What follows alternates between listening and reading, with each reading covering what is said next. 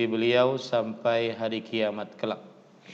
Dengan nama-nama Allah yang husna dan sifat-sifatnya yang ulia, kita berdoa, Allahumma inna nas'aluka ilman nafi'an wa rizqan tayyiban wa amalan mutaqabbala. Wahai Allah, sesungguhnya kami memohon kepada Engkau ilmu yang bermanfaat, rezeki yang baik, dan amal yang diterima. Allahumma amin. Ahibati hafizakumullah, Bapak Ibu, saudara-saudari yang saya cintai karena Allah, semoga Allah Subhanahu wa taala selalu menjaga kita. Pada kesempatan kali ini kita membahas sebuah tema yang berkaitan dengan pertama, muamalah, yaitu hubungan sosial sesama manusia, yaitu lebih tepatnya berkaitan dengan hubungan orang tua dengan anak. Dan juga ini berkaitan dengan adab dan akhlak, yaitu bagaimana adab seorang muslim dan akhlak seorang muslim terhadap anaknya. Dan kalau kita perhatikan bahwa hidup manusia tidak lepas dari 4 aspek. Hidup manusia tidak lepas dari 4 aspek. Yang pertama yaitu akidah, keyakinan hati terhadap Allah Subhanahu wa taala. Yang kedua yaitu ibadah, pengabdian kepada Allah Subhanahu wa taala. Yang ketiga yaitu muamalah, hubungan sosial antar sesama manusia, bahkan antar sesama makhluk. Yang keempat yaitu adab dan akhlak, adab-adab seorang makhluk ketika dia hidup di dunia, baik itu kebiasaan-kebiasaan dia dari mulai berdiri, duduk, berbaring, ataupun aktivitas-aktivitas dia seperti makan, minum, buang air besar, bergaul, berbicara, diam, dan semisalnya. Setiap kali penceramah agama berbicara tentang agama, apapun temanya, maka tidak akan lepas dari 4 perkara ini. Tidak akan lepas dari 4 perkara ini. Ahibati hafizakumullahu ta'ala, maka tema kita pada kesempatan kali ini berkaitan dengan muamalah dan adab dan akhlak. Kalau seandainya tadi kita bicarakan bahwa tema yang berkaitan dengan akidah dan ibadah itu urusannya dengan Allah Subhanahu wa taala. Dan Allah Subhanahu wa taala telah menetapkan bagi dirinya bahwa Allah Subhanahu wa taala Maha Pengampun, Maha Pengasih, Maha Penyayang. Maka pada saat itu Allah Subhanahu wa taala akan mengampuni dosa-dosa dengan mudah jika hamba tersebut bertobat kepada Allah Subhanahu wa taala. Allah akan mengampuni jika hamba tersebut bertobat kepada Allah dengan sebenar-benar taubat. Akan tetapi apabila urusannya berkaitan dengan hak manusia, muamalah, maka ini agak berat karena manusia pendendam. Manusia ingin disempurnakan haknya. Maka orang tua bisa saja nanti kelak di akhirat bermusuhan dengan anaknya akibat orang tua tidak menunaikan hak-hak anaknya, akibat orang tua tidak menunaikan kewajibannya sebagai orang tua. Dan ini ditunjuki dalam ayat-ayat Al-Quran. Di antaranya Allah Subhanahu wa taala berfirman dalam surat At-Tahrim ayat 6, ayat yang sangat terkenal. Ya ayyuhalladzina amanu taqullah, ya ayyuhalladzina amanu qu anfusakum wa ahlikum nar. Wahai orang-orang yang beriman, jaga diri kalian dari dan keluarga kalian dari api neraka. Surah At-Tahrim ayat 6. Ada hubungan antara menjaga diri dan keluarga dengan api neraka. Kalau seandainya seorang kepala keluarga tidak benar-benar menjaga dirinya, maka dan menjaga keluarganya dengan mengajari agama dan adab-adab Islam, maka dikhawatirkan dia berhadapan dengan nerakanya Allah Subhanahu wa taala. Begitu juga ayat yang menunjukkan Allah Subhanahu wa taala berfirman, ya ayyuhalladzina amanu la tulhikum amwalukum wala auladukum an dzikrillah wa may yaf'al dzalika fa ulaika humul khasirun. Yang artinya, wahai orang beriman, jangan sampai harta kalian, anak-anak kalian melalaikan kalian dari berzikir kepada Allah. Melalaikan kalian dari berzikir kepada Allah Subhanahu wa taala. Barang siapa yang melakukan hal demikian, maka mereka adalah orang-orang yang merugi. Imam Ibnu Katsir rahimahullahu taala ketika menafsiri ayat ini, beliau mengatakan, yaqulu ta'ala amiran ibadahu minal mu'minin li'ibadihi al-mu'minin bi kathrati dzikrihi wa nahiyan lahum an tushghilahum al-amwal wal aulad an dzalik wa mukhbiran lahum bi annahu man iltaha bi mata'il hayatid dunya wa zinataha amma khuliqa lahu min ta'ati rabbih wa dzikrih fa innahu minal khasirin alladzina khasiru anfusahum wa ahlihim yaumal qiyamah. Allah Subhanahu wa taala memberitahukan kepada hamba-hambanya yang beriman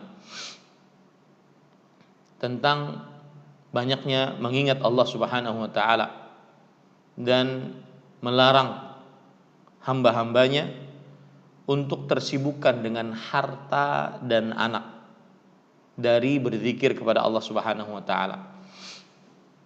Yang demikian itu karena harta dan anak bisa melalaikan seseorang dari tujuan diciptakannya seseorang, yaitu beribadah kepada Allah Subhanahu wa taala. Ini juga menunjukkan bahwa apabila berhubungan permasalahan yang berkaitan dengan muamalah, maka antar manusia saling mendendam nanti di hari kiamat. Kenapa? Karena setiap manusia ingin selamat di hadapan Allah Subhanahu wa taala di hari kiamat. Maka tidak heran Allah Subhanahu wa taala berfirman di dalam surat Abasa ayat 34, yauma yafirrul mar'u min akhi wa ummihi wa abihi wa sahibatihi wa bani. Yang artinya, pada hari ketika manusia lari dari saudaranya, dari ibu bapaknya, dari istri dan anak-anaknya. Lihat, perhatikan di sini, lari dari orang-orang terdekatnya, orang tua, ibu bapak, kemudian anak istri, kemudian saudara. Orang-orang yang paling terdekat. Disebabkan kenapa? Karena nanti di hari kiamat dia akan dimintai pertanggungjawaban. Orang tua akan dimintai pertanggungjawaban oleh anaknya. Anaknya akan memintai pertanggungjawaban kepada orang tuanya. Bahkan orang tua dimintai pertanggungjawaban sebelum anaknya dimintai pertanggungjawaban. Ingat itu baik-baik. Orang tua dimintai pertanggungjawaban sebelum anaknya dimintai pertanggungjawaban. Sebagaimana hadis Rasul sallallahu alaihi wasallam riwayat Bukhari, kullukum mas'ulun wa kullukum ra'in wa kullukum mas'ulun an ra'iyatihi. Ar-rajulu ra'in ala ahli baitihi wa huwa mas'ulun anhu wal mar'atu ra'iyatun fi baiti zawjiha wa auladihi wa hiya mas'ulatun an auladihi. Setiap dari kalian pemimpin dan penanggung jawab atas yang dipimpinnya. Seorang suami pemimpin di dalam rumah tangganya dan penanggung jawab atas istri dan anak-anaknya. Jadi lihat di sini, orang tua dahulu ditanya tentang anak-anaknya. Kemudian seorang istri, ibu, dia pemimpin di rumah suaminya dan bertanggung jawab atas anak-anak suaminya. Lihat di sini, seorang orang tua lebih dahulu ditanyai tentang dan bertanggung jawab tentang anak-anaknya. Makanya Umar bin Khattab radhiyallahu anhu mengatakan, al-walidu yus'alu qabla waladihi. Orang tua ditanya, dimintai pertanggungjawaban sebelum anaknya ditanya oleh Allah Subhanahu wa taala. Jadi hati-hati. Makanya pada kesempatan kali ini, dari tadi saya mengingatkan dan menekankan tema ini penting. Kenapa demikian? Karena tema ini berkaitan dengan perihal muamalah. Muamalah adalah hal yang berkaitan dengan antar sesama manusia, dan berkaitan antar sesama manusia tidak seperti berkaitan antara manusia dengan Allah. Antara manusia dengan Allah, kalau manusia tersebut melakukan kesalahan, bertaubat dengan sebenar-benar taubat, selesai urusan. Tetapi kalau seandainya manusia tersebut berhadapan dengan manusia, maka para ulama mengatakan huququl al-adamiyyin mabniyatun 'alal musyahah. Hak antar sesama manusia dibangun di atas saling meminta. Dibangun di atas saling meminta. Ini beratnya. Ya. Bahwasanya seseorang akan berhadapan dengan anaknya.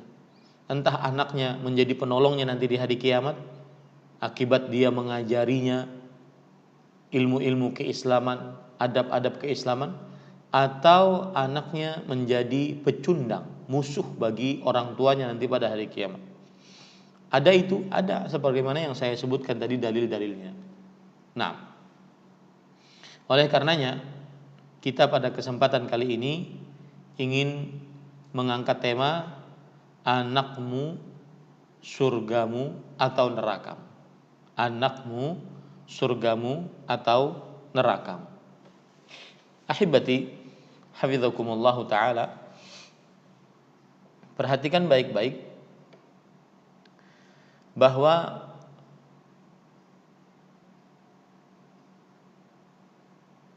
ketika kita mempunyai anak, maka ada namanya standar kesuksesan di dalam mendidik anak.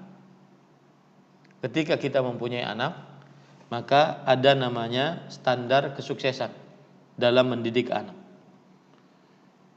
Kalau kita perhatikan ayat-ayat Al-Quran dan hadis dari Rasul Sallallahu Alaihi Wasallam, maka kita akan dapati apa sebenarnya arti sukses.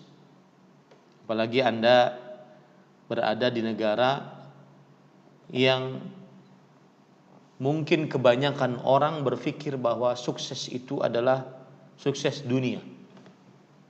Sudah punya rumah di Perth, Australia, sudah punya pekerjaan yang bagus, layak, sudah punya jabatan yang bagus dan layak.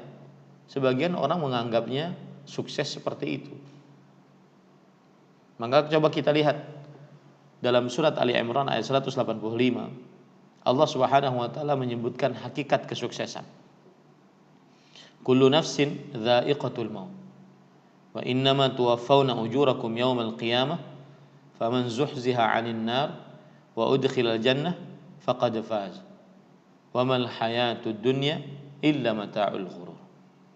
Yang artinya setiap yang bernyawa merasakan kematian, dan sesungguhnya pahala kalian akan diberikan secara sempurna pada hari kiamat. Maka barang siapa dijauhkan dari neraka, dimasukkan ke dalam surga, sungguh ialah orang yang benar-benar sukses. Lihat itu, siapa yang dimasukkan ke dalam surga, dijauhkan dari api neraka, ialah orang yang benar-benar sukses. Imam Ibnu Katsir rahimahullah ketika menafsiri ayat ini, beliau mengatakan aiman junniban nar wa naja minha wa udkhila jannah faqad faz kullal fawz. Maksudnya adalah siapa yang dijauhkan dari api neraka, selamat darinya, dimasukkan ke dalam surga, sungguh ia telah beruntung dengan seluruh makna keberuntungan. Tidak akan bermanfaat kalau seandainya dia beruntung di dunia, sedangkan di akhirat dia masuk ke dalam nerakanya Allah Subhanahu wa taala. Tidak akan bermanfaat dia seperti Qarun, yang mana harta kekayaan Qarun disebutkan dalam surat Al-Qasas ayat 76 sampai 84, yaitu wa atainahu minal kunuz ma inna mafatihahu latanu bil usbah ulil quwwah, yang artinya dan kami berikan kepada Qarun harta yang kunci-kuncinya itu dibawa oleh puluhan kuda-kuda yang kuat. Lihat, bukan hartanya, kuncinya, baru kuncinya dibawa oleh puluhan kuda yang kuat. Makanya apabila ada orang menggali tanah, misalkan ada orang gali tanah di kota Perth, Australia, kemudian dia dapati harta di bawah tanah yang digali tersebut, maka itu harta dinamakan harta Qarun. Kenapa? Karena Qarun simbol kekayaan. Qarun adalah simbol kekayaan pada zamannya. Tetapi apakah Qarun sukses? Ternyata tidak. Jangankan di akhirat, di dunia saja dia adalah orang yang disiksa oleh Allah Subhanahu wa taala. Allah Subhanahu wa taala berfirman di dalam Al-Qur'an surat Al-Qasas ayat 81, fa khasafna bihi wa bidarihi al-ardha. Maka kami benamkan Qarun dan juga seluruh kekayaannya ke dalam bumi. Dan Allah Subhanahu wa taala cap dia sebagai orang yang tidak sukses. Wa ka'annahu la yuflihul kafirun. Celakalah dia, Qarun, sungguh orang-orang kafir tidak akan pernah sukses, beruntung. Jangankan di akhirat, di dunia saja dia tidak sukses. Kemudian ahibati hafizakumullahu taala, apakah kesuksesan diukur dengan jabatan, tahta, seperti Firaun mengira dirinya sukses, padahal ternyata tidak sukses. Kenapa demikian? Karena Firaun sama kedudukannya dengan Qarun. Jangankan di akhirat, di dunia dia tidak sukses. Allah Subhanahu wa taala berfirman tentang Qarun, yaitu hatta idza adrakahul gharq qala amantu annahu la ilaha illa alladhi amanat bihi banu Israil wa ana minal muslimin. Dalam surat Yunus ayat 90, ketika ketika Nabi Musa dan kaumnya melewati sungai Nil, Kemudian setelah itu Fir'aun mengikutinya. Jalan yang sudah kering karena mukjizat dari Allah Subhanahu wa taala tersebut, Fir'aun mengikutinya. Baik. Lalu setelah itu Allah Subhanahu wa taala menenggelamkan Fir'aun. Sampai jika ia telah hampir tenggelam, baru Fir'aun berkata, "Saya beriman bahwa tidak ada Rabb melainkan Rabb yang dipercayai oleh Bani Israel.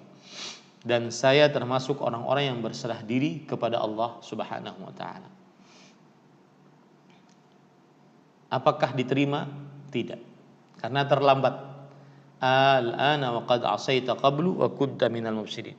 Sekarang engkau beriman, padahal dahulu sebelum ini engkau bermaksiat dan termasuk orang-orang yang berbuat kerusakan. Ini ayat menunjukkan bahwa Fir'aun tidak sukses. Dengan segala macam jabatan tahta yang dimilikinya, dia tidak sukses. Abu Lahab adalah manusia yang sangat terkenal di Arab karena dia berasal dari suku Quraisy yang sangat mulia. Tetapi apakah dia sukses dengan semua popularitas keterkenalannya tersebut? Ternyata tidak. Kenapa demikian? Karena Allah Subhanahu wa taala telah menetapkan dia sebagai penghuni neraka, padahal dia masih berjalan di atas muka bumi. Masih berjalan di atas muka bumi. Tapi sudah dicap sebagai penghuni neraka. Tabbat yada abi lahab wa tabb. Ma aghna anhu maluhu wa ma kasab. Sayasla naran dzata lahab. Wa imra'atuhu hammalatal hatab. Fi jidha hablum min masad. Tabbat yada. Celaka kedua tangan Abu Lahab, dan celakalah. Harta dan apa yang dia usahakan tidak akan bisa membantunya. Kemudian Allah Subhanahu wa taala mengatakan ia akan dibakar oleh api yang sangat panas. Bahkan sangat ironi bagi seorang Abu Lahab bahwasanya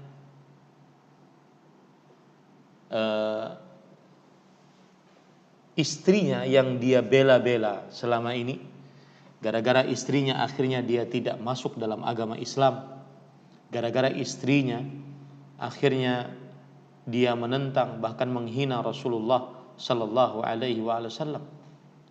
Tetapi ternyata di akhirat dia disiksa oleh istrinya. Itulah tafsiran wa mura'atuhu hammalatal hatab, yang artinya dan istrinya pembawa kayu bakar. Membawa kayu bakar untuk apa? Untuk membakar Abu Lahab di neraka kelak. Lihat, ini orang-orang yang dengan hartanya ternyata dia tidak sukses, dengan jabatan tahtanya ternyata dia tidak sukses, dengan popularitasnya, keterkenalannya ternyata dia sukses.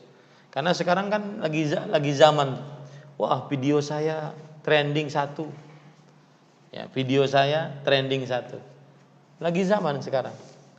Saya berpikir apa sih gitu. Kalau seandainya trending 1, next what? Ada apa kalau seandainya trending 1?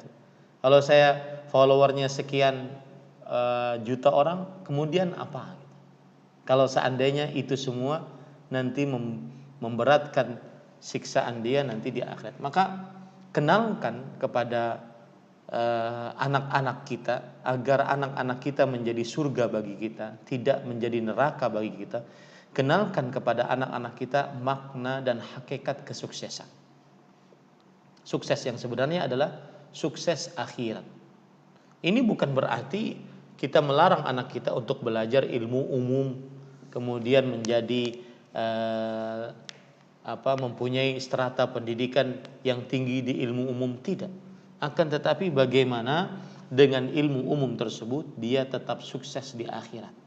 Karena kesuksesan hakiki adalah di akhirat. Contoh misalkan Bilal bin Rabah, seorang mantan budak berkulit hitam yang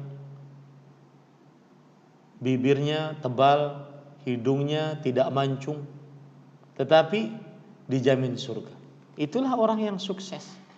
Karena Allah Subhanahu wa taala menyebutkan di dalam Al-Qur'an tentang kesuksesan adalah orang yang masuk surga dijauhkan dari api neraka.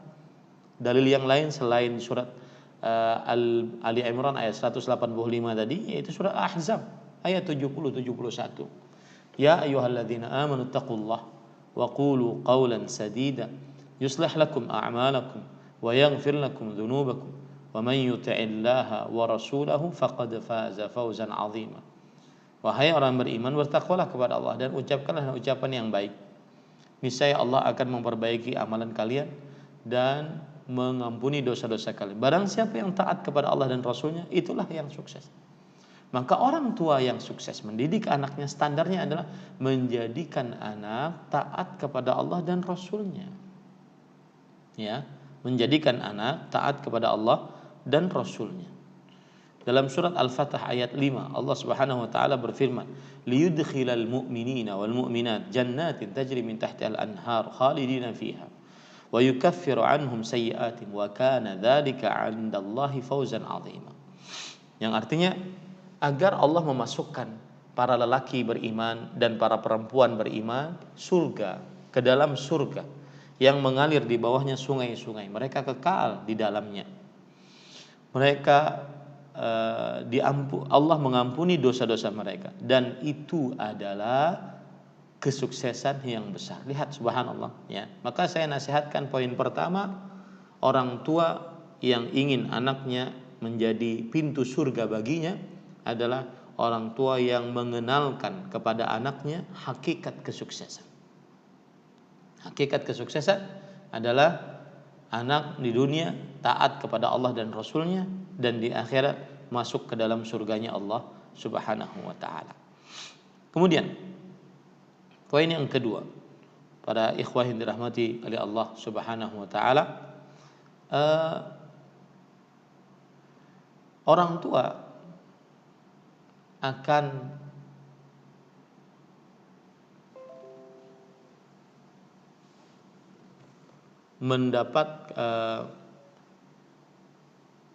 menjadikan anak sebagai pintu surga baginya adalah apabila anak tersebut dijaga fitrahnya.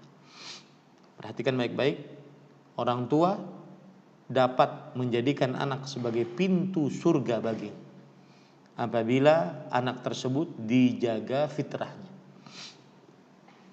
Itulah yang harus dipahami oleh para orang tua, bahwasanya ada amanah di pundak orang tua. Ada amanah di pundak orang tua. Saat Anda menikah, kemudian setelah itu bergaul dengan istri, kemudian setelah itu istri hamil, melahirkan anak. Saat anak itu lahir, ada amanah di pundak orang tua. Apa amanahnya? Amanahnya adalah anak tersebut harus selalu di atas tauhid, harus di atas ketaatan, di atas akidah yang benar. Apalagi, mohon maaf, Anda kan tinggal di daerah yang kebanyakan di sana orang-orang selain Islam. Maka terpengaruhnya seorang muslim dengan non-muslim dalam perihal akidah, ibadah, muamalah, adab, itu sangat rentan, dan itu sudahlah tidak bisa kita pungkiri. Ya, sudah tidak bisa kita pungkiri. Banyak sekali hadis-hadis yang menunjukkan akan hal itu. Oleh karenanya Nabi Muhammad SAW berlepas diri dari orang yang hidup di tengah orang-orang musyrik. Salah satu penyebabnya adalah akan terpengaruhnya seorang muslim dengan kehidupan orang-orang musyrik tersebut, orang-orang kafir tersebut. Makanya saya katakan, Anda sebagai orang tua, kita semua sebagai orang tua, dapat menjadikan anak sebagai pintu surga bagi orang tuanya apabila orang tuanya cekatan menjaga anak tersebut di atas fitrahnya.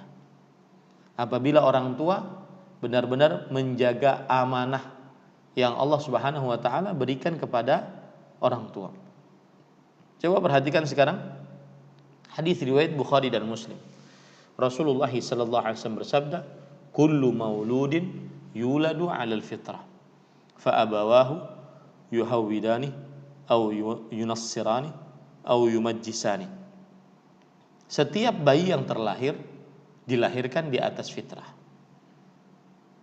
Maka sebab kedua orang tuanya lah, lihat ya, yang menjadikan dia sebagai Yahudi atau Nasrani atau Majusi.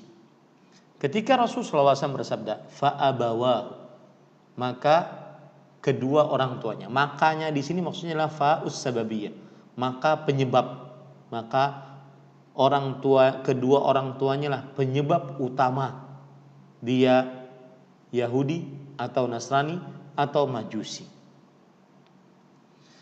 Apa yang dimaksud di atas fitrah? Setiap bayi yang terlahir dilahirkan di atas fitrah, yaitu di atas tauhid.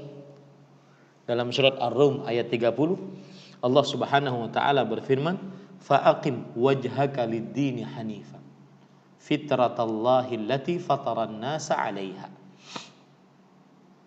Perhatikan baik-baik, maka tegakkanlah wajahmu untuk agama yang lurus. Itulah fitrah Allah yang Allah fitrahkan atasnya manusia. Maka tugas paling utama, paling besar, paling agung orang tua terhadap anaknya atau tentang anaknya adalah menjaga anak tersebut selalu di atas fitrah. Di atas fitrah yaitu anak tersebut senantiasa menjadi orang yang muwahhid, beribadah hanya kepada Allah, tidak mensyirikkan Allah dengan sesuatu apapun. Sangat-sangat tercela orang tua apabila anaknya murtad.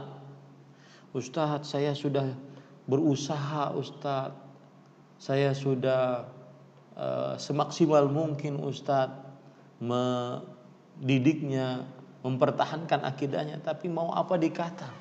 Maka kita katakan, kalau seandainya orang tua berusaha untuk anaknya agar tetap di atas keislaman, kemudian tetap Allah Subhanahu wa taala belum memberikan petunjuk untuk anak tersebut, maka orang tua terlepas dari hal ini. Tetapi bagaimanapun dia akan dimintai pertanggungjawaban nanti di hari kiamat. Makanya lihat Nabi Allah Ya'qub bin Ishaq ketika sebelum meninggal, beliau bertanya kepada anak-anaknya, Yusuf, Bunyamin, kemudian Al-Asbat, saudaranya yang berjumlah 11 tersebut, apa yang kalian sembah ketika aku sudah mati? Ini disebutkan oleh Allah Subhanahu wa taala dalam Al-Qur'an.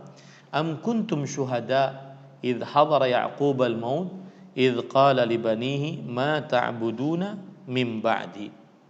Yang artinya, apakah kalian menyaksikan ketika Ya'qub bin Ishaq alaihi wassalam didatangi kematian dalam keadaan sekarat. Ketika itu ia berkata kepada anak-anaknya, apa yang kalian sembah setelah aku meninggal? Lihat itu. Itu yang kalian tanamkan. Kita semua orang tua menanamkan kepada anak-anak kita. Apa yang kalian sembah, wahai anak-anakku sepeninggalku? Ya, rasanya tidak ada manfaatnya kalau seandainya kita sukses memberikan sandang pangan kepada anak-anak kita, akan tetapi ternyata akidahnya berubah. Dan ini harus dibesarkan di tengah kaum muslimin, bahwa murtad, keluar dari agama Islam, itu adalah perkara besar. Ini kita ini di zaman framing, Bapak Ibu saudara-saudari yang dimuliakan oleh Allah. Ada artis Gara-gara menikah dengan suami yang kafir, akhirnya dia pindah agama. Kemudian dianggap biasa, di-framing oleh media bahwasanya itu perbuatan yang ya wajar aja. Buktinya atau dia sakinah mawaddah saja. Dia penuh dengan ketenangan, penuh dengan rasa cinta, penuh dengan kasih sayang keluarganya, bahkan tambah kaya dia. Maka ini harus diingatkan bahwasanya standar kesuksesan tadi bukan pada itu. Ya, harus dibesarkan di tengah kaum muslimin. Jangan dianggap biasa anak yang murtad. Dan ahibati hafizakumullah taala, saya ingin mengingatkan bahwasanya kebiasaan orang-orang saleh dari mulai nabi dan orang-orang saleh menekankan perkara tauhid ini. Contoh misalkan Allah Subhanahu wa taala menceritakan tentang Nabi Ibrahim, bapaknya para nabi. Beliau sangat memperhatikan anaknya senantiasa di atas tauhid, beribadah hanya kepada Allah, meninggalkan kesyirikan. Dalam surat Ibrahim ayat 35, wa idz qala Ibrahim rabbi ij'al hadzal balada aminan wajnubni wa baniya an na'budal asnam. Dan ingatlah ketika Ibrahim berdoa, wahai Rabbku, jadikanlah negeri ini negeri yang aman dan jauhkan aku serta keturunanku dari menyembah berhala. Surat Ibrahim ayat 35. Beliau juga berdoa dalam surat Al-Baqarah ayat 128. Rabbana waj'alna muslimaini lak. Ya Allah, jadikan kami, yaitu aku dan keturunanku, orang-orang yang menyerahkan diri kepada Engkau.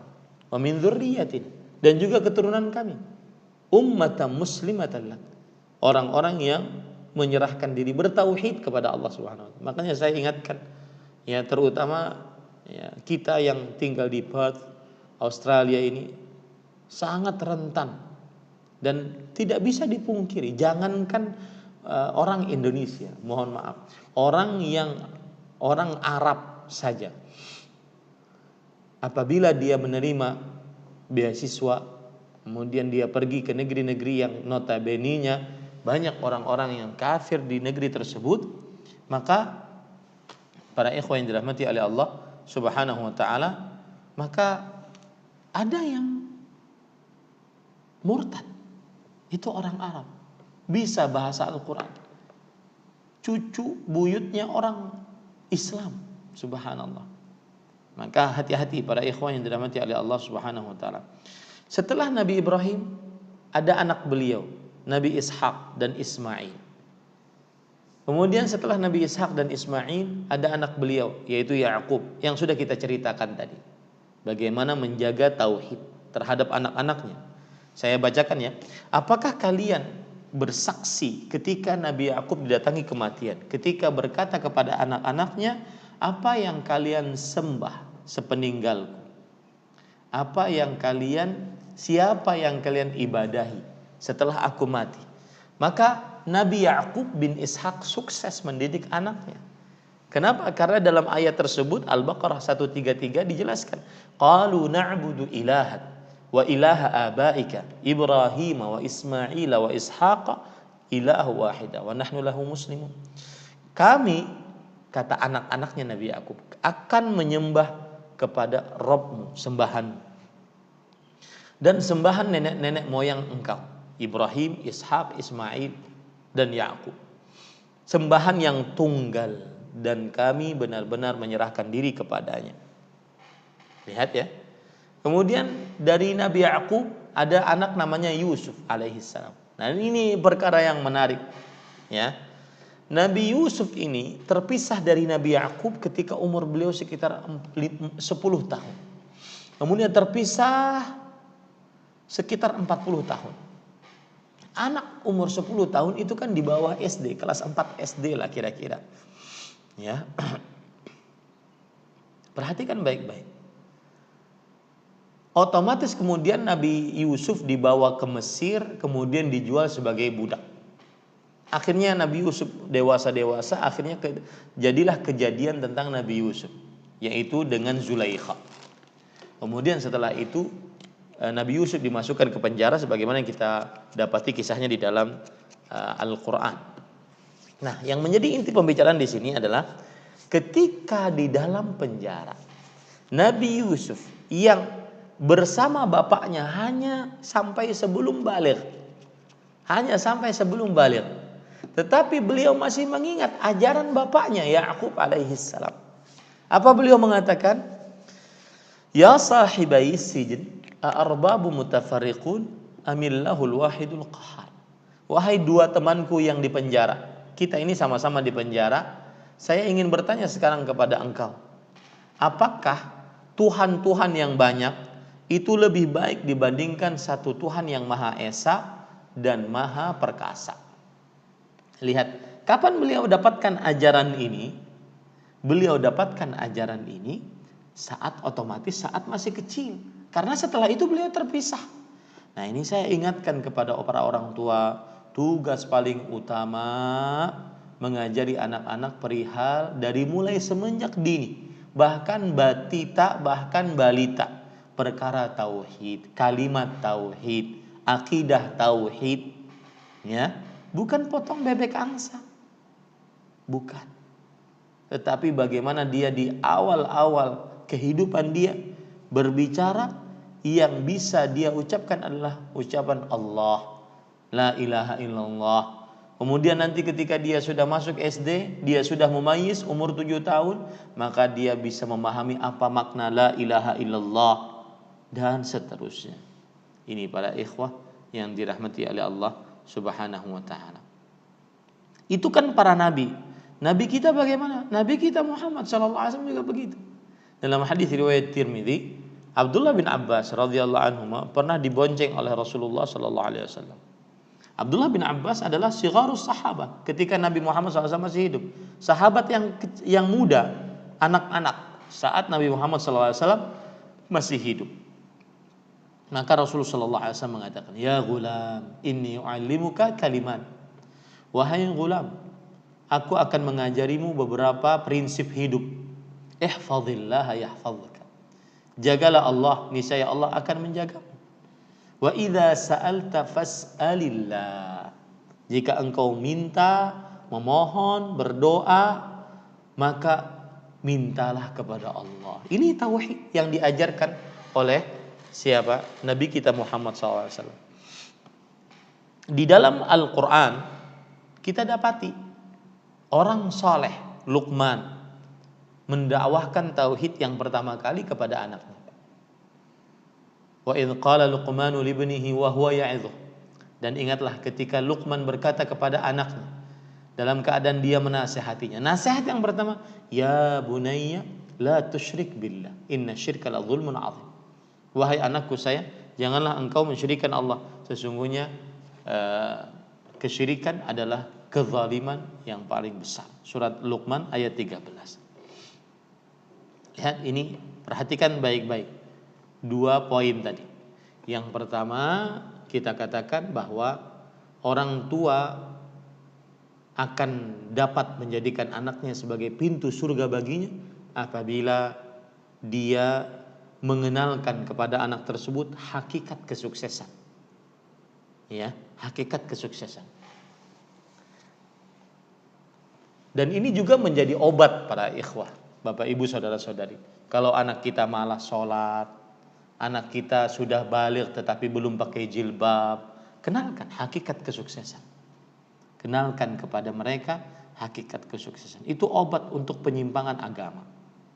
Kedua, yang sudah kita bahas adalah orang tua dapat menjadikan anaknya sebagai pintu surganya dan bukan pintu nerakanya, yaitu apabila orang tua senantiasa selalu menjaga amanah, yaitu menjaga anak tersebut selalu di atas fitrahnya. Anak tersebut selalu di atas fitrahnya. Fitrahnya apa? Bertauhid, beribadah hanya kepada Allah dan tidak mensyirikkan Allah, mentaati Allah Subhanahu wa taala, tidak bermaksiat kepada Allah Subhanahu wa taala. Itu sukses. Maka Saya heran kadang-kadang kalau ada ibu-ibu yang sangat getol kerja di luar rumah. Padahal dia punya anak-anak di rumah. Ya. Dia tidak mencukupkan dengan penghasilan dari suaminya. Dan ini saya katakan seperti itu memang kejadiannya.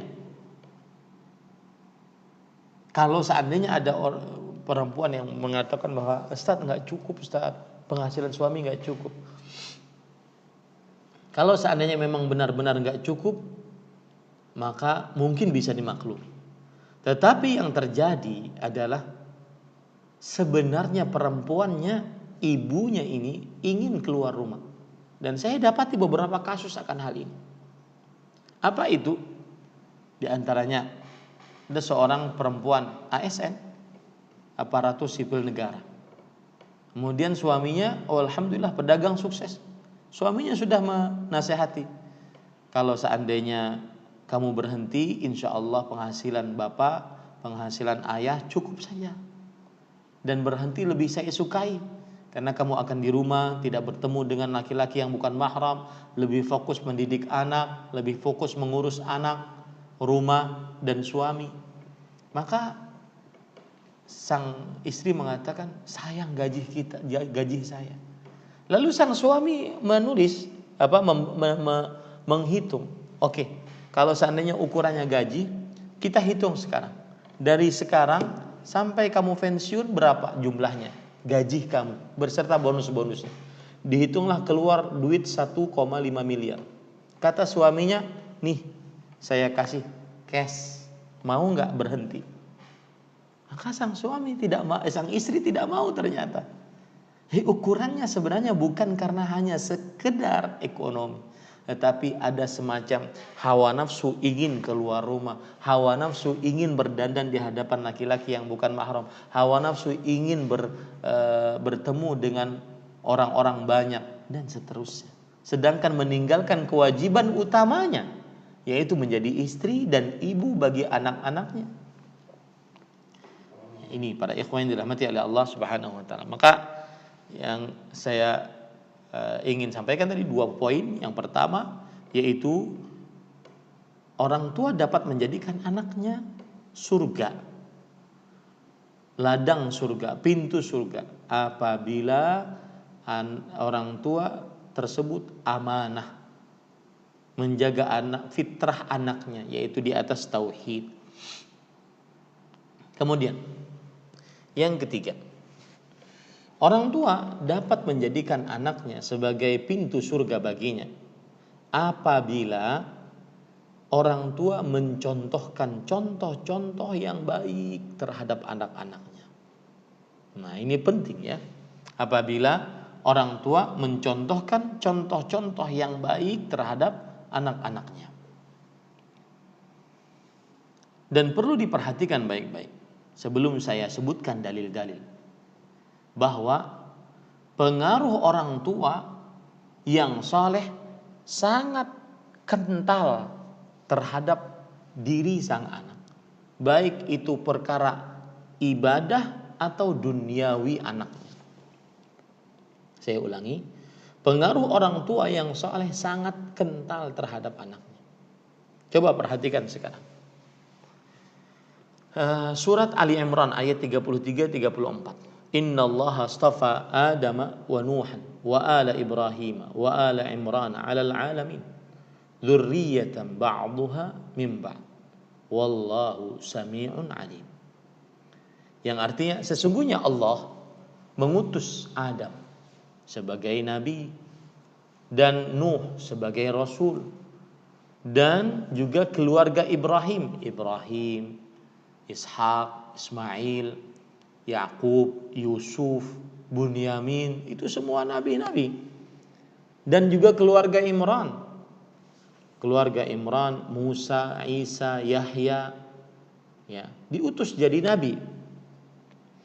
Keturunan mengikuti sebagiannya. Lihat di sini kata-kata dzurriyyatan ba'dhuha min ba'd, yaitu keturunan mengikuti sebagiannya.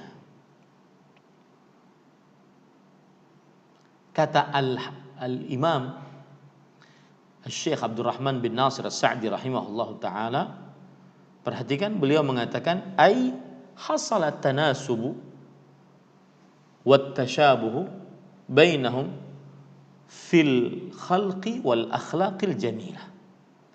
Akan terjadi kesesuaian dan kesamaan, keserupaan antara bapak dengan anaknya, baik di dalam bentuk rupa ataupun dalam sifat. Makanya orang tua yang saleh sangat berpengaruh terhadap anak-anaknya. Makanya Anda bisa menjadikan anak Anda sebagai pintu surga bagi Anda, bukan pintu neraka, ketika Anda mencontohkan contoh-contoh yang baik. Saya punya pengalaman akan hal ini, bahwa anak sangat mencontoh orang tuanya. Waktu saya punya anak dua, Abdullah dan Suraya. Kalau orang Indonesia nyebutnya Soraya. Itu adalah bahasa Arab sebenarnya, Suraya, yang artinya bintang di langit, sehingga dia mulia. Abdullah waktu itu umur sekitar 2 tahun setengah. Adiknya umur sekitar 2 tahunan. Atau lebih daripada itu, 3 dengan 2 tahun. Jadi jaraknya memang sebentar saja. Artinya tidak terlalu jauh antara adik dan kakak ini. Suatu saat ibunya di dapur. Maka Abdullah buka kulkas. Di situ ada telur. Apa yang terjadi? Mereka adon telur tersebut. Karena mereka sering melihat ibunya membuat adonan kue. Waktu itu keluarga saya suka untuk buat kue waktu itu. Maka dia contoh. Tetapi yang jadi masalah di sini, dia adon telur tersebut di atas karpet. Persis seperti ibunya sedang mengadon, membuat di atas baskom. Persis. Hampir 20 telur. Karpet hancur, kita tidak bisa pakai lagi karena sangat bau. Bau telur. Itu kejadian pertama. Kejadian yang kedua. Waktu itu saya mempunyai laptop. Laptop mereknya adalah kasih orang. Ya, laptopnya waktu itu baru dikasih orang seperti itu. Kemudian ibunya juga di dapur. Apa yang dikerjakan Abdullah? Dia ambil lap yang basah, kemudian dia usap-usap layarnya. LCD-nya hancur. Kenapa? Dia mencontoh ibunya membasuh piring. Subhanallah. Jadi sangat erat kaitannya. Maka kita tidak heran anak-anak balita terlihat di media sosial, mereka mengatakan perkataan-perkataan kotor, jorok, itu pasti ada yang dia dengar. Karena yang namanya manusia tidak terlahir dalam keadaan dia sudah berilmu. Laisal mar'u yuladu 'aliman wa laisa huwa dzu ilmin kaman huwa jahilu. Yang artinya seorang anak tidak dilahirkan dalam keadaan berilmu. Dia tidak punya ilmu. Ya, dia dilahirkan dalam keadaan tidak tahu apa-apa. Apa yang dia dengar itu yang dia ikuti. Apa yang dia lihat itu yang dia ikuti. Makanya saya katakan, Anda wahai orang tua bisa menjadikan anak sebagai pintu surga Anda apabila Anda mencontohkan contoh-contoh yang baik. Dan contoh yang baik akan sangat berpengaruh terhadap diri sang anak. Makanya Rasulullah SAW diceritakan oleh Allah Subhanahu Wa Taala bahwa beliau adalah seorang yang paling patut untuk diberikan suri tauladan atau dicontoh. Beliau adalah seorang yang paling patut untuk dicontoh. Allah Subhanahu wa taala berfirman, "Laqad kana lakum fi Rasulillahi uswatun hasanah." Telah nampak bagi kalian dalam diri Rasul sallallahu alaihi wasallam suri tauladan yang baik.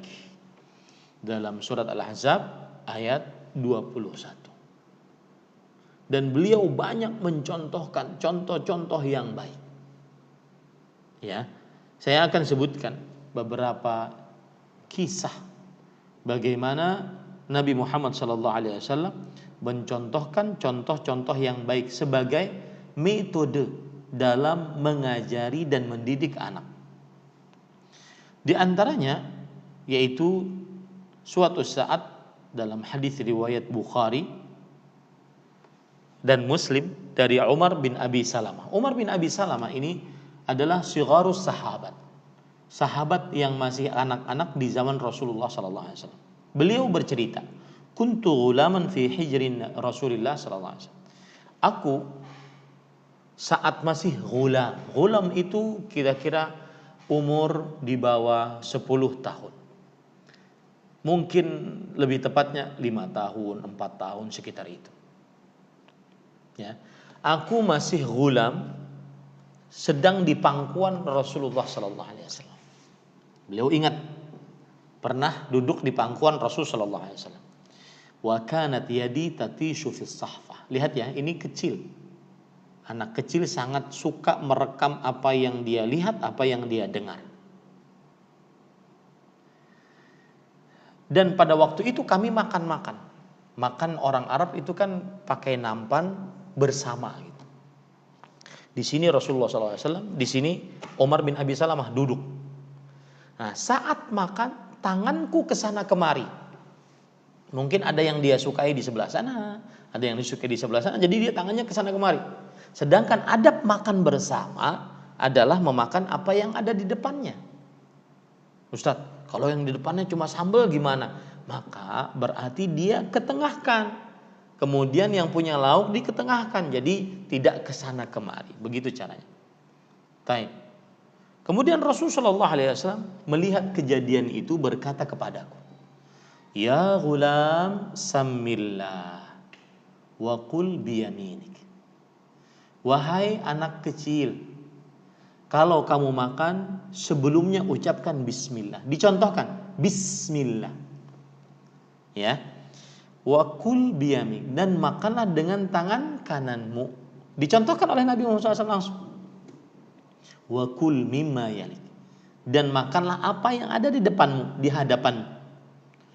Maka yang menarik adalah ketika Umar bin Abi Salamah sudah dewasa, sudah tua, dan beliau meriwayatkan hadis ini, beliau berkata, "Fama zalat tilka ti'mati ba'du." Yang artinya, maka semenjak itu begitulah tata cara makanku. Lihat, dengan contoh sangat melekat kepada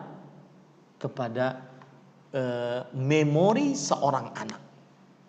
Dengan contoh, anak akan sangat ingat bahwa ketika kecil dia sering disuruh bapaknya beli rokok bentul biru. Akan sangat ingat. Anak akan sangat ingat apa yang dicontohkan dan diucapkan oleh sang orang tua.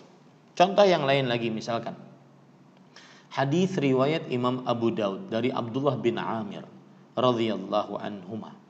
Dan Abdullah bin Amir termasuk juga sahabat Nabi yang masih kecil saat Nabi Muhammad SAW masih hidup. Bahwa beliau berkata, "Da'atni ummi yauman wa Rasulullah SAW qa'idun fi baitina." Suatu hari ibuku memanggilku, "Wahai Abdullah, ta'al, sini." Dan waktu itu, hari itu Rasulullah SAW sedang bertamu di rumah kami.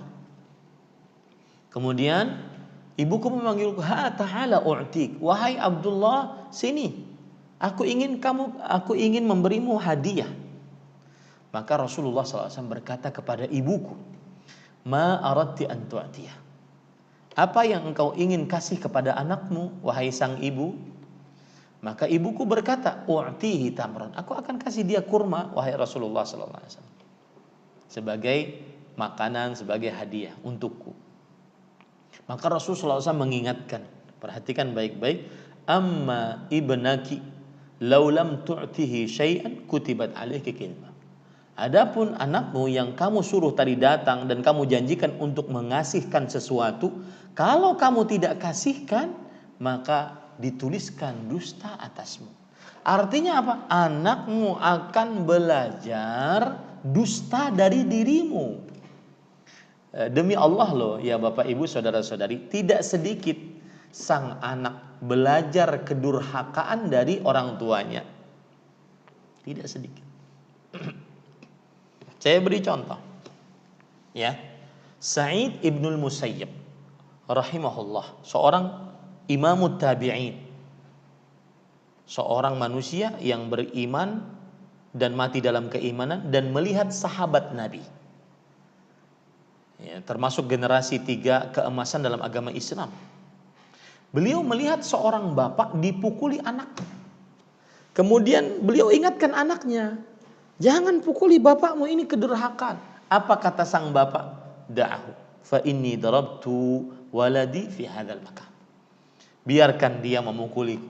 Sungguh aku dahulu memukuli bapakku di tempat ini.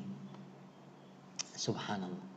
Ya, berapa banyak orang tua ternyata mengajari anaknya durhaka kepada orang tuanya.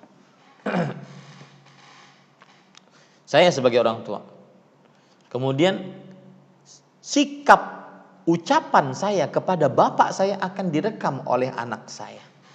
Makanya Anda berhak untuk mengatakan kepada anak-anak Anda, "Nah, lihat ya, bapakmu sekarang ingin memberikan hadiah kepada bapak, kepada kakek." Si anak kan menganggapnya kakek. "Nanti kalau kamu sudah besar, kamu juga berlaku seperti itu kepada bapak." Itu tidak mengapa, itu ajaran, itu boleh. Ya, lihat, "Nak, tuh kakekmu, bapak belikan mobil, belikan rumah. Nanti kamu ketika bapak sudah tua juga perlakukan seperti itu." Tidak mengapa dari orang tua, itu ajaran, contohkan agar anak bisa merekam apa yang dilakukan oleh orang tuanya. Ya, itu tidak mengapa para ikhwan yang dirahmati oleh Allah Subhanahu wa taala. Saya pernah kejadian. Waktu itu saya masih di Arab Saudi tahun 2000,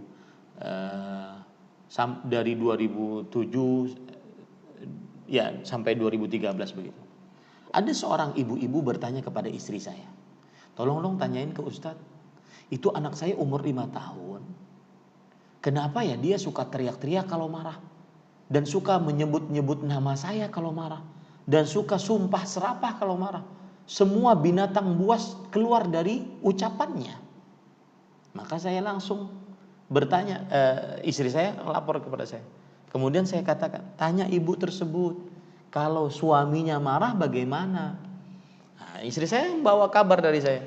Kata Ustadz, kata suami saya, suami ibu kalau marah gimana? Oh, persis seperti itu. Nah, artinya anaknya sangat mencontoh kepada orang tuanya. Maka Anda sebagai orang tua, kita sebagai orang tua bisa menjadikan anak kita sebagai pintu surga bagi kita apabila kita mencontohkan contoh-contoh yang baik. Maka anak tersebut akan mengerjakan contoh tersebut. Akhirnya kita dapat pahalanya. Anaknya dapat pahalanya, kita pun yang mengajarkannya dapat pahalanya. Rasulullah SAW bersabda, "Man da'a ila hudan kana lahu minal ajri man tabi'ah min ghairi an yanqusa min ujurihim syai'ah." Barang siapa yang mengajak kepada kebaikan, maka baginya pahala atas ajakannya, atas contohnya terhadap kebaikan, tanpa mengurangi pahala orang-orang yang mengerjakan kebaikan atas ajakannya tersebut. Dan itu benar-benar terjadi pada orang tua. Maka saya nasihatkan, ya, jangan mau pahala Anda diambil oleh guru-guru TPA kalau di Indonesia ya. Ini kan karena kajiannya Bapak Ibu yang berada di Perth, Australia ya. Guru-guru TPA, guru-guru mengaji Anda, jangan mau. Minimal huruf hijaiyah dari mulut Anda, anak Anda bisa. Ya. Kenapa? Karena dengannya dia akan membaca Al-Quran, dia akan sholat, membaca surah Al-Fatihah, ya, yang wajib dibaca, rukun sholat. Maka selama anak itu baca, selama itu pula Anda mendapatkan aliran pahala. Meskipun Anda sudah masuk ke dalam liang kubur, tulang belulang Anda hancur kecuali cuma tinggal satu tulang ekor saja.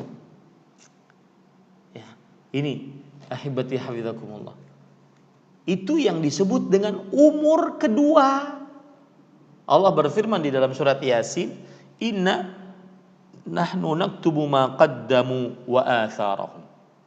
Yang artinya kami menulis apa yang telah mereka perbuat. Di catatan amal kita tertulis. Dan juga wa atharahum, dan juga bekas-bekas yang mereka tinggalkan ditulis juga.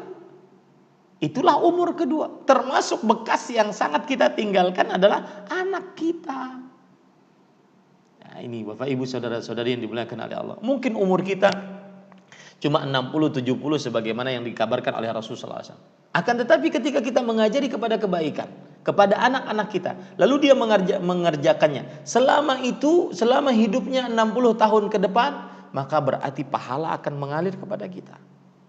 Nanti anaknya ini mengajarkan kepada cucu kita, 60 tahun lagi akan mengalir pahala kepada kita. Terus seperti itu. Itu namanya bekas-bekas yang ditinggalkan. Surat Yasin ayat 12. Maka saya sering mengatakan, jangan sampai mau rugi diambil pahala oleh guru-guru TPA. Jangan. Minimal huruf hijaiyah kita yang ngajari, alif, ba, ta, tha, ja, ha, kha, dal, zal. Minimal. Jangan langsung tolong ajarin ya. Jadi saya bayar berapa deh. Ini para ikhwan yang dirahmati oleh Allah Subhanahu wa taala. Kemudian ada perkara yang menarik, yaitu yang berkaitan dengan pengaruh orang tua yang saleh. Oh, sudah mendekati waktu maghrib. Lalu gimana? Mau pertanyaan atau cukup? Mas Jimmy, Pak Jimmy, ibu-ibu, mohon dijawab. Kita tadi kajian jam 5:30 ya, sampai 5:30, 1 jam. Ada pertanyaan atau gimana? Silahkan. Ya, kalau begitu kita cukupkan materinya. Sebenarnya masih banyak cara yang kita bisa dapatkan, lakukan agar anak kita menjadi pintu surga bagi kita. Saya cukupkan, saya kembalikan acara dan kemudian silahkan pertanyaan. Nah,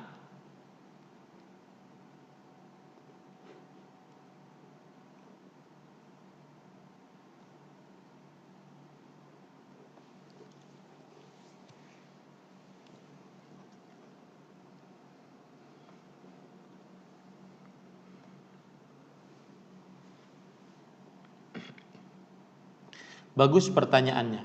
Ya, bagus pertanyaannya. Maka jawabannya, terjadi perbedaan antara anak laki-laki dan anak perempuan dalam perihal nafkah. Jadi mungkin ini para pemirsa sekalian yang mendengar saya kajian melalui Facebook tidak bisa mendengar pertanyaan karena kita via Skype ya. Dan saya Skype pakai handphone, sedangkan Facebook pakai laptop, jadi tidak terdengar suara pertanyaan, tidak masuk. Maka saya ulangi, sampai umur berapa kita menafkahi anak laki-laki dan anak perempuan? Apakah kita tetap menafkahi meskipun anak-anak tersebut sudah bekerja? Maka jawabannya, untuk anak laki-laki adalah sampai kepada umur baligh. Kewajiban orang tua menafkahi anak laki-laki. umur balik. Kalau sudah balik, maka setelah itu orang tua tidak wajib untuk menafkahinya. Ya. Tetapi ini berbicara tentang kewajibannya. Tetapi kalau seandainya ternyata pas balik anaknya belum bisa mencari nafkah sendiri, maka pada saat itu termasuk keutamaan bagi para orang tua untuk tetap menafkahi anak laki-lakinya sampai dia mendapatkan pekerjaan. Jadi kalau sudah anak laki-lakinya sudah balik, dapat pekerjaan, maka tidak ada kewajiban. Lihat ya, kita berbicara hukum taklif, hukum pembebanan. Tidak ada kewajiban bagi orang tua untuk menafkahi. Artinya kalau tidak dinafkahi, orang tua tidak berdosa. Tapi kalau seandainya orang tua ingin memberikan, ya kasihan nih penghasilannya baru sekian, saya kasih deh. Nah, maka pada saat itu boleh. Bukan berarti kalau kita katakan tidak ada kewajiban kemudian tidak dinafkahi, akhirnya kelaparan anaknya, tidak juga demikian. Tetapi dilihat dari hukum syar'i bahwa tidak ada kewajiban. Tidak ada kewajiban itu maksudnya apa? Yaitu tidak ada perintah yang keras untuk orang tua menafkahi anaknya yang sudah balik dan bisa bekerja sendiri. Yang apabila orang tua meninggalkan nafkah terhadap anaknya diancam dengan siksa. Tidak ada seperti itu. Ya, jadi batasannya sudah balik dan mempunyai pekerjaan sendiri. Taib. Adapun anak perempuan, maka batasannya adalah terjadi ijma' di antara para ulama, yaitu sampai kepada anak perempuan tersebut menikah dengan orang lain. Ini meskipun anak perempuan tersebut dia sudah balik, dia bekerja, ya, maka orang tuanya tetap menafkahi anaknya meskipun dia sudah balik, sudah bekerja, sampai anaknya dinikahi oleh laki-laki lain yang nanti anak perempuan tersebut akan dinafkahi oleh suaminya. Dan itu berdasarkan ijma' yang disebutkan oleh para ulama atau minimal pendapat jumhur ulama, kebanyakan para ulama, bahwa anak perempuan sampai dinikahi oleh laki-laki baru orang tua tidak wajib menafkahinya. Wallahu a'lam. Nah,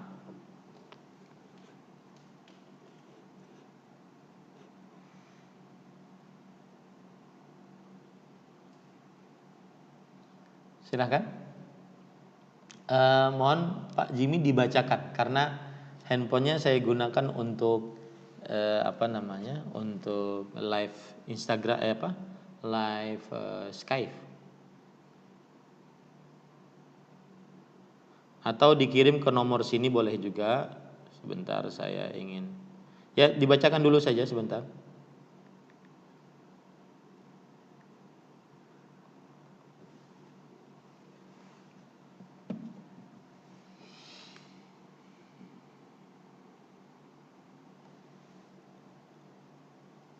Ya, bagus ini pertanyaan. Saya sudah mengira bahwa pasti akan ditanya.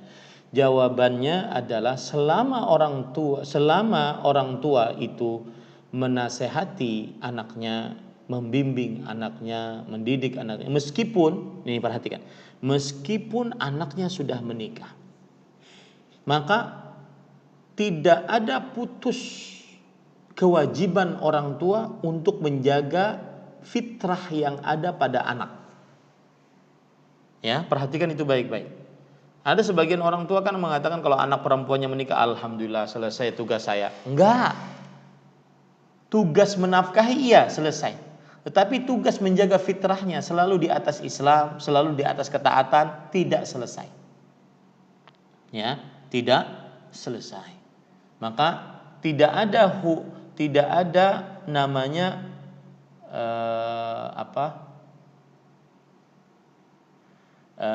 lepas tanggung jawab sebelum salah satu dari keduanya antara anak dan orang tua itu meninggal. Nggak ada lepas tanggung jawab, tetap wajib. Nah, oleh karena itu apabila orang tua sudah berusaha semaksimal mungkin, ya, maka tetap saja Allah Subhanahu wa taala mentakdirkan dia belum diberikan hidayah, maka pada saat itu orang tua tidak akan mendapatkan dosa atasnya. Karena dalam agama Islam berbunyi la taziru waziratun wizra ukhra. Itu kaidah dalam agama Islam. Artinya dosa tidak ditanggung oleh orang lain. Dosa tidak ditanggung oleh orang lain. Yang melakukan dosa lah yang menanggungnya. Demikian. Anak yang berdosa, anak yang murtad, maka orang tuanya tidak berdosa kalau seandainya orang tuanya sudah maksimal mendidik, mengajari, menjaga akidah anaknya. Anaknya tidak sholat, anaknya tidak pakai jilbab, anaknya minum minuman keras, anaknya berzina. Maka orang tuanya tidak berdosa kalau orang tuanya sudah maksimal. Ya, la taziru waziratun wizra ukhra. Dan tidaklah seorang membuat dosa melainkan kemudaratan kembali kepada dirinya sendiri. Surat Al-An'am ayat 164. Nah, ada lagi?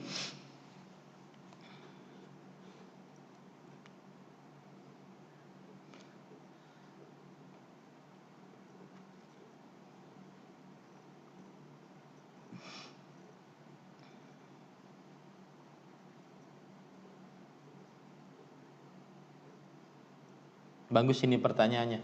Ini lari kepada metodologi pendidikan anak. Maka harus dipahami betul-betul metodologi pendidikan anak dibangun di atas kelemah lembutan.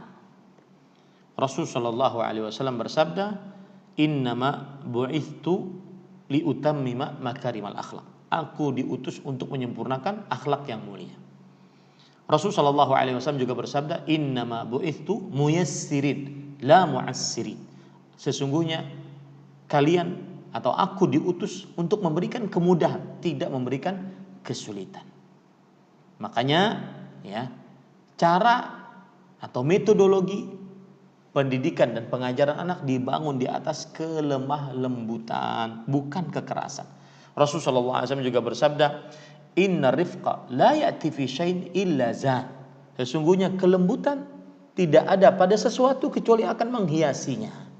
Tetapi ingat, bukan berarti kelembutan ini kemudian membiarkan anak-anak kita dia kebablasan, manja.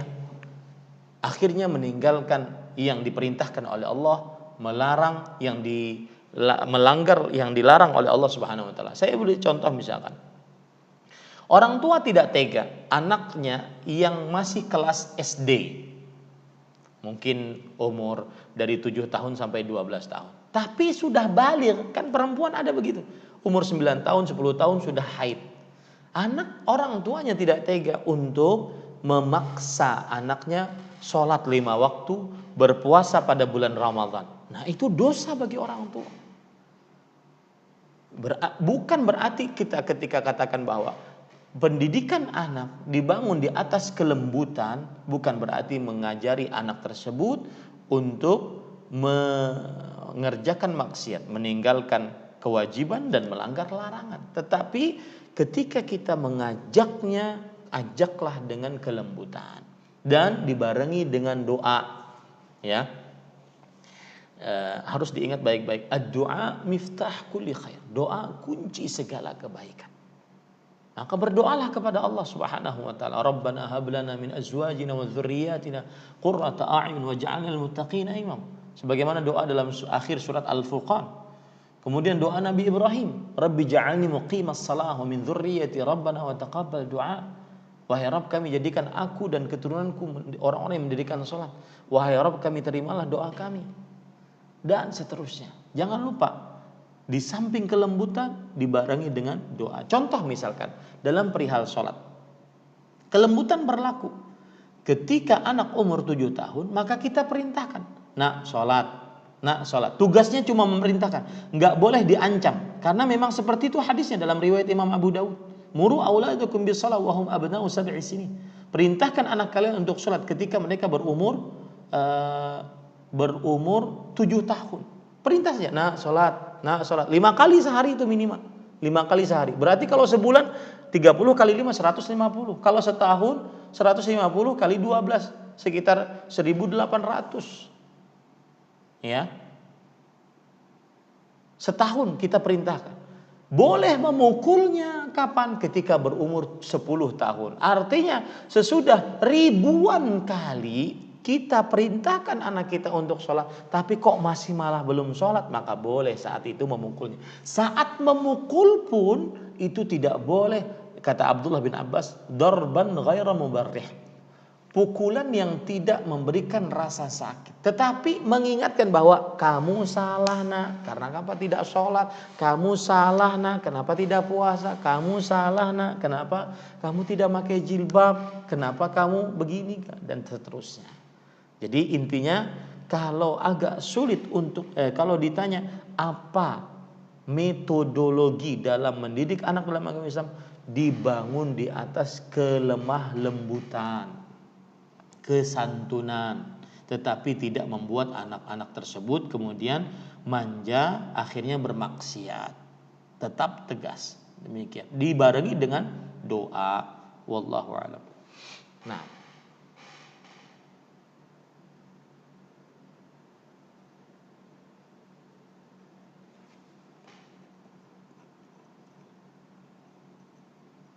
apa maksud apa?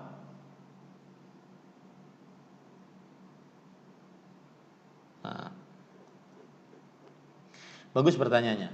Hadisnya itu begini, Rasulullah Shallallahu Alaihi Wasallam bersabda, "Ana bariun mimman ya'ishu baina zahranail musyrikin." Aku berlepas diri dari setiap muslim yang hidup di tengah orang-orang musyrik. Nah, itu maksudnya, itu hadisnya ya. Hadis ini diriwayatkan oleh Imam Abu Daud, Imam Tirmidzi, Imam Nasai, dan Rasulullah SAW bersabda, "Ana bariun min kulli muslimin yuqimu baina adhhuril musyrikin." Aku berlepas diri dari setiap muslim yang tinggal di tengah orang-orang musyrik. Ya, di tengah orang-orang musyrik. Kemudian para sahabat bertanya, "Ya Rasulullah, lima? Wahai Rasulullah, kenapa?" La tara'a narahuma, yang artinya tidak akan terkumpul keduanya, kehidupan muslim dengan kehidupan musyrik tidak akan terkumpul.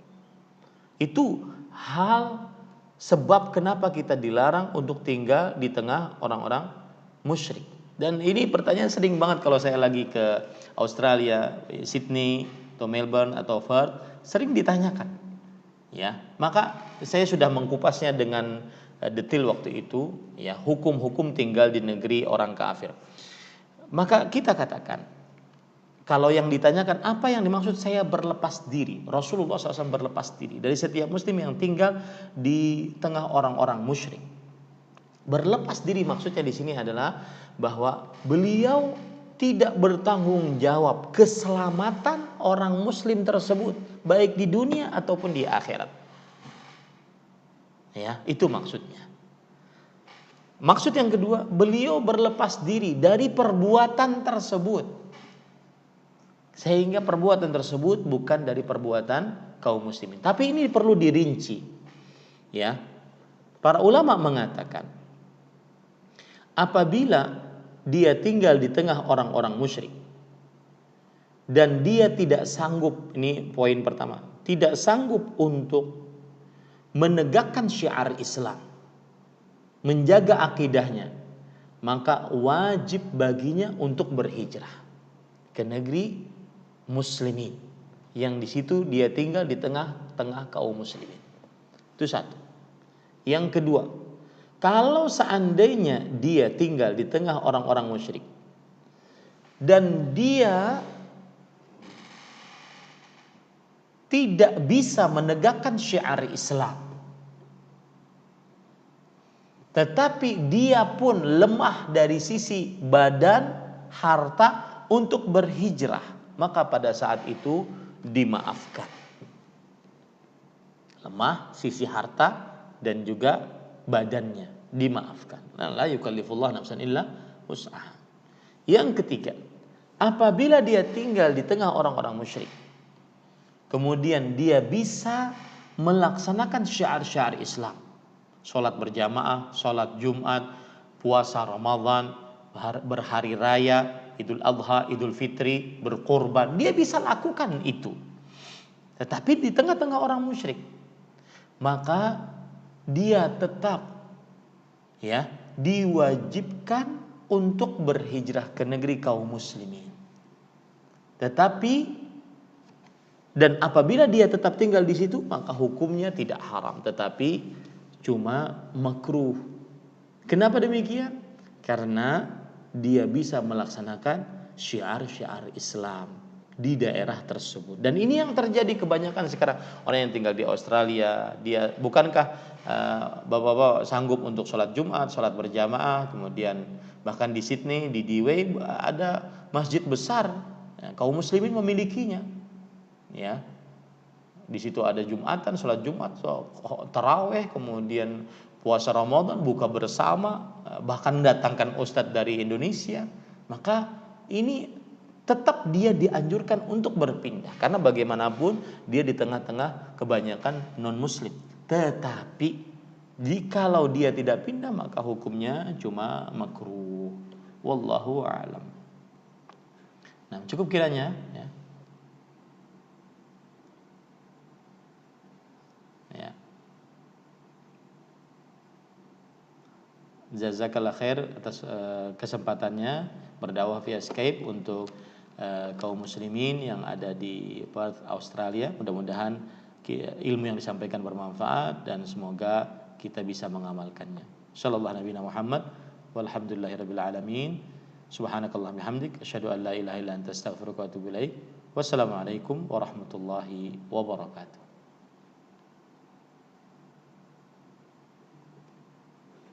Wa fi